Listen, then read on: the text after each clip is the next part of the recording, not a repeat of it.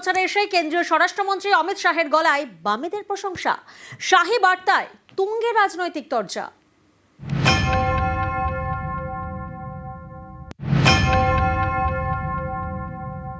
ममता दीदी, आपसे तो वो कम्युनिस्ट अच्छे थे, आपने तो पूरा बंटाधार कर। অমিত শাহ বাংলার ইতিহাস জানে না। কিছুটা দিন তো জেলে কাটিয়েছেন, সেখানে যদি সময় করে বাংলার ইতিহাসটা পড়তেন, সিপিএম আমলে কিভাবে মানুষ অত্যাচারিত হয়েছে অমিত শাহর ধারণা নেই। অযাচিত প্রশংসা করার পিছনে বড় উদ্দেশ্য নয়। অমিত শাহ সার্টিফিকেট বামেরা চাইনি।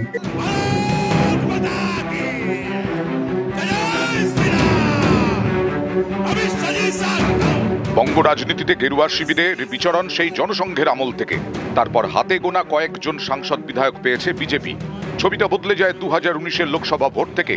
2 থেকে বেড়ে 18 হয় বিজেপি। অনেকের মতে বামের ভোট রামে যাওয়াতেই বিজেপির এমন উত্থান হয়েছিল। ভোটের ফলেও তা স্পষ্ট। 2016-র বিধানসভা ভোটে বামেরা পায় 25.7% ভোট। 19-এ যা কমে হয় 7.5% ভোট, অর্থাৎ বামেদের ভোট কমে প্রায় 18%, আর 19-এ কংগ্রেসের কমেছিল প্রায় 7% ভোট। দুদল মিলিয়ে ভোট কমে প্রায় 25%, আর 16-র তুলনায় 19-এ বিজেপির ভোট বাড়ে প্রায় 30%। ভোটের এই অঙ্কে স্পষ্ট বামেদের ভোট গেছে বিজেপির ঘরে। পর্যবেক্ষকদের একাংশের মতে 21-এর বিধানসভা ভোটে কিন্তু বাম ভোট সেভাবে রামে যায়নি। ভোটের ফলও সে কথাই বলছে। 19-এর তুলনায় 21-এ বিজেপির ভোট কমে প্রায় 2%, তৃণমূলের বাড়ে প্রায় 4%। বাম এবং কংগ্রেসের ভোট কমে 2% করে, অর্থাৎ মিলিতভাবে 4%। পর্যবেক্ষকদের মতে বাম কংগ্রেসের এই 4% ভোটের বেশিরভাগটাই গেছে তৃণমূলে। ফলে 19-এর তুলনায় 21-এ তৃণমূলের ভোট বেড়েছে আর বিজেপির কমেছে। 21-এর এই অঙ্ককে মাথায় রেখেই কি 26-এর ভোটের আগে বামেদের বার্তা দিলেন অমিত শাহ, যাতে 19-এর মতো 26-এও বাম ভোট ভালো মতো রামে টানা যায়।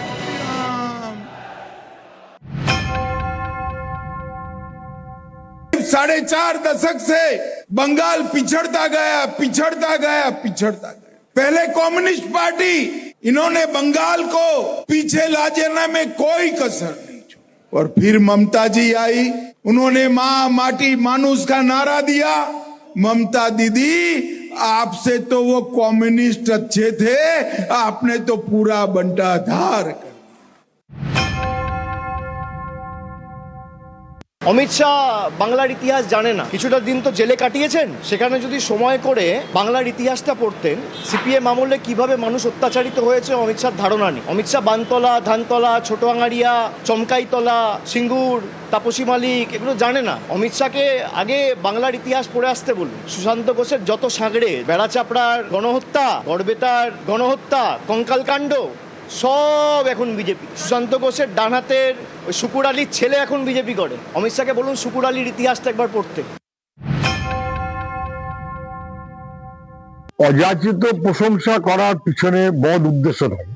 অমিত শাহ সার্টিফিকেট বামেরা চাইনি, এবং আরএসএস মার্কা অমিত শাহ নানান কাণ্ড কারখানা, কিন্তু আমাদের কোনো সার্টিফিকেট অমিত শাহ সে ছিঁড়ে ফেলাটাই স্বাভাবিক বলে আমরা মনে করি।